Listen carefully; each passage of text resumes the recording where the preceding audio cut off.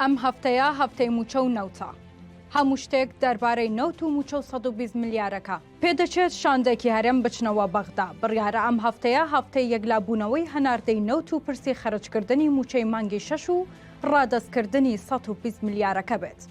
حکوومەتی هەرێم ڕایگەیاندووە کە وەزارەتی سامانە سروشتیەکان لەگەڵ وەزارەتی نەوتی عێراق گەیشتونەتە ڕێککەوتن بۆ هەناردەکردنەوەی نەوت و ڕێککەوتنەکەش بە جۆرەکە هەر بڕەنەوتێک لە سەروی 50,000 بەرمیلەوە ڕۆژانە بەرهەم بهێنرێت ڕادستی سۆمۆ دەکرێت و دەست بە فرۆشتنی دەکرێت. بەڵام دەبێت عێراق لەگەڵ لایەنی تورکی گفتوگۆ بکات بۆ هەناردەی نەوتەکە. هاوکات تورکیاش ڕایگەیان لەگەڵ عێراق دەست بە گفتوگۆ دەکەن بۆ نوێکردنەوەی گرێبەستی هەناردەکردنەوەی نەوتەکە.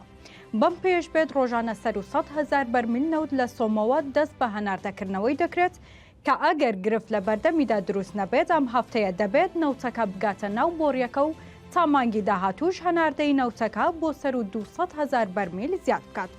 هەرچی بڕیاری خەرجکردنی موچەی مانگی شەشیشە بڕیارە هەر ئەم هەفتەیە لە کۆبوونەوەی ئەنجومەنی وەزیران بڕیاری خەرجکردنی بدرێت.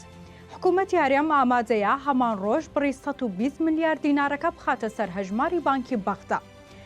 ئەوەی تایبەتە بە داهاتی نانەوتیش هێشتا ڕێکەوتن نەکراوە چونکە حکوومەتی هەرێم داوای کردووە بۆ مانگی 7 داهاتی کەمتر ڕادستی بەغدا بکات.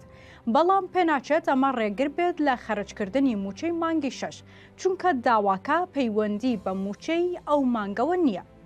سەرچاوەیەکی ئاگادار ڕایگەیان ئەگەر بەغدا موچەی مانگی 6 خەرج بکات پێدەچێت ڕەوانەکردنی بکەوێتە هەفتەی داهاتوو بۆ دواتر پێشسەری مانگ موچەی مانگی 6 دابەش دەکرێت.